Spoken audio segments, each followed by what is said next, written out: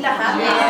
Anyway, ito na, this is it, pansin, sabi nga nila.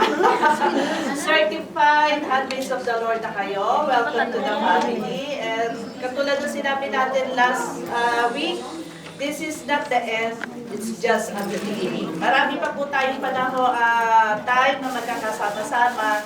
Just hold on mga sisters, focus lang po kay Lord.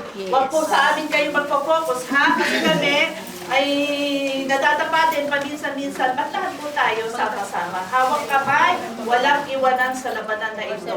In our journey, going to heaven, yan po ang ating aim sa community na ito. Amen? Amen! And also to evangelize how good our Lord is. Gaano po siya nagpapakita ng blessing sa atin, i-share naman po natin yun sa ating ibang sisters. Amen? Amen! Okay, so wag na po natin patagalin kasi alam ko excited na kayo. Camila, start na po. The ball rolling.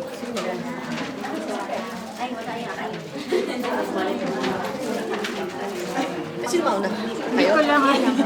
Sila na yung matawag. Siyempre po, bago tayo mag-presentation, kailangan malaman niyo po muna kung sino yung mga kagrupo ninyo. At ang inyong tinatawag na nanay. Diba? Ay, nanay. Okay, so yung...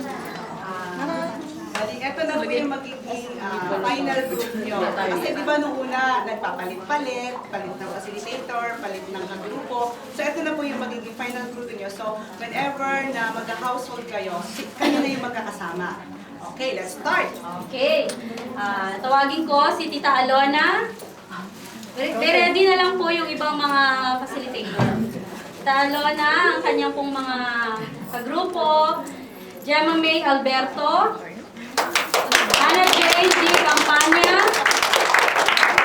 Rudy Rufina A. Villanueva, May Hernandez, Rose Atienza. Pasensya na, medyo nabubuli yung dila ko kasi saya po eh. Picture please! Picture!